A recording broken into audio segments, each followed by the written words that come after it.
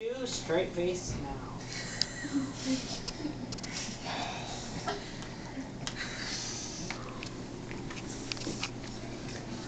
How many of you guys are gamers?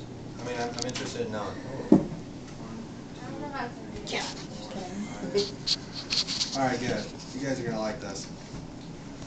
Well, since the late 70s, early 80s, video games have cultivated the world. Since then, video games have evolved into more than just regular, 8-bit graphics. It's turned into ultra 3D graphics, and especially now with the next-gen consoles coming out, it's pretty much the possibilities are endless there. Gaming has really become a huge industry in our country. It's grossing over $1 billion a year and climbing. While it's become a big part of our society, it hasn't come without any questions or controversy. With games like Call of Duty and Grand Theft Auto, there have been numerous debates and studies regarding whether or not video games are good for you or not. Whether it's because of the violence in those video games or whether it's because it impacts your overall physical and mental health. However, there have been studies that have shown that video games are actually good for you, and that the studies that say they're not good for you are unfounded. So here's why, and I'm just going to go through the list. This is what there are several reasons why games are good for you. First of all, video games have shown to improve motor skills. A study from Australia's Deakin University showed that 53% of preschoolers who play interactive games on the Nintendo Wii showed improved motor skills at their age level than those that did not. Video games have also shown to improve hand-eye coordination.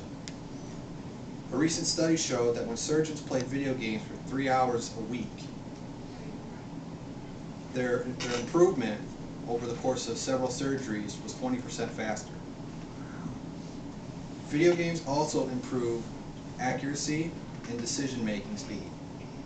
The University of Rochester study suggested that when playing video games, decision-making is increased 25%.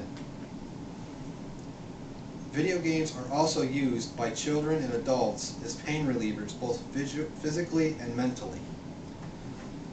A study by the American Pain Society showed that when a person who was going under chemotherapy played video games, they experienced 30 to 50% less stress and trepidation.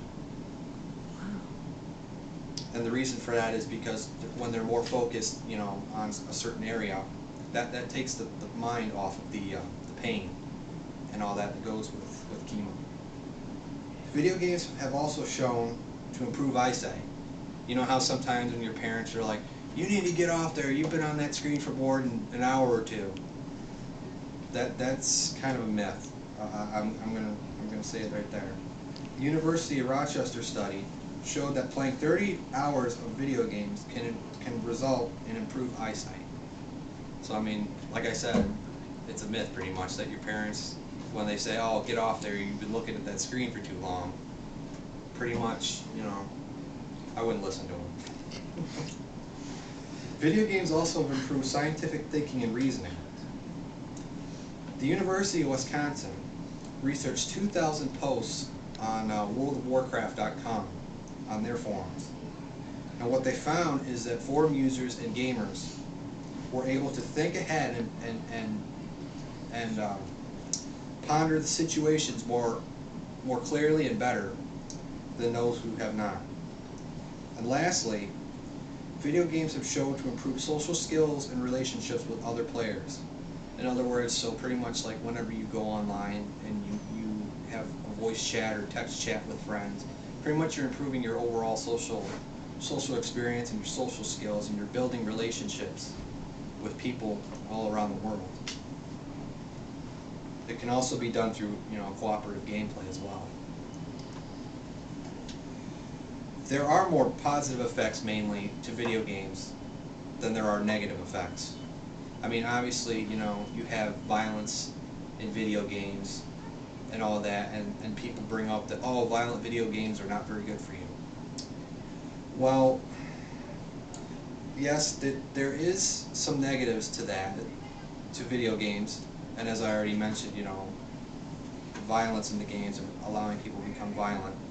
Several other negatives towards playing video games also include isolation, attention and impulsive behavior problems, poor academic performance, confusion of reality and fantasy, which is sort of where I was going before when I said, people could become violent after playing violent video games, increased anxiety and anger, as well as health issues like obesity, carpal tunnel syndrome, and muscular disorders.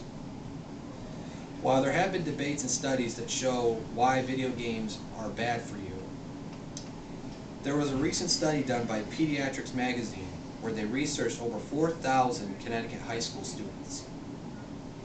Out of the 4,000 that were surveyed, only 5% of people reported problematic symptoms including depression, aggression, and drug and alcohol use. What I'm trying to say is, even though there have been debates and studies where they say, oh, video games are so bad for you because of this, and this, it all really depends on your overall well-being and your psychological involvement in video games. So, and also, it can also depend, on whenever, I don't know if you guys do remember this, but there was this shooting way back late 1990s at Columbine, where these two kids unfortunately shot up a high school, and it was found that they were playing Doom before, they went in and did their heinous act. So basically, like I said, the notion of video games being bad for you, it all just depends on your mental health and your psychological involvement in the video games. Therefore, even though there are some negatives to video games, more and more video games are becoming more social, more interactive, and are more and more good for your health and your well-being. Especially now that the new next-gen consoles are coming out, games and overall experiences are becoming more interactive and more social. Therefore, there's only nowhere to go but up in terms of how good video games are in our society and how good they are.